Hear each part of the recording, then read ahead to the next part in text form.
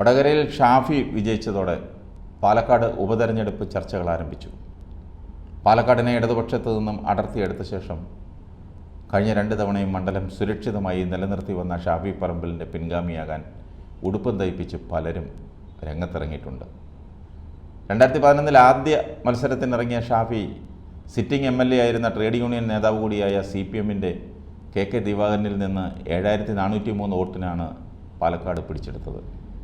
2016 ഭൂരിപക്ഷം 17483 ഉയർത്തി മണ്ഡലം ഷാഫി നിലനിർത്തുകയും ചെയ്തു. സംസ്ഥാനത്ത് ആദ്യമായി BJP നഗരസഭാ ഭരണം പിടിച്ച പാലക്കാട് ഇടതുപക്ഷത്തെ 3ാം സ്ഥാനത്തേക്ക് തള്ളിയായിരുന്നു ഷാഫിയുടെ മുന്നേറ്റം.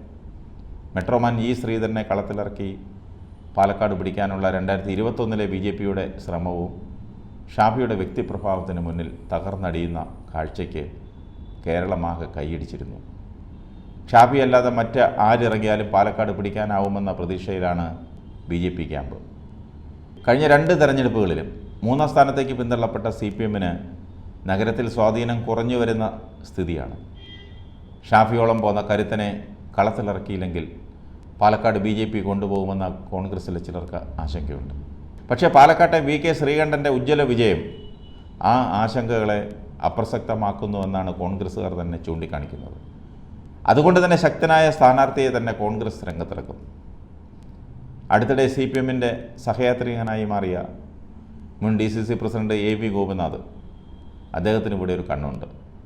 ഗോപിനാഥ് മത്സരിച്ചാൽ ഒരുപക്ഷേ കോൺഗ്രസ് വോട്ടുകളിൽ വിള്ളലുണ്ടാക്കാൻ സാധിക്കും. BJPയും ശക്തനായ സ്ഥാനാർത്ഥിയെ രംഗത്തിറക്കാനാണ് നോക്കുന്നത്. ചുരുക്കത്തിൽ വാശിയേറിയ പോരാട്ടമായിരിക്കും ഇത്തവണ പാലക്കാട് ഉപതെരഞ്ഞെടുപ്പിൽ അരങ്ങേറുന്നത്.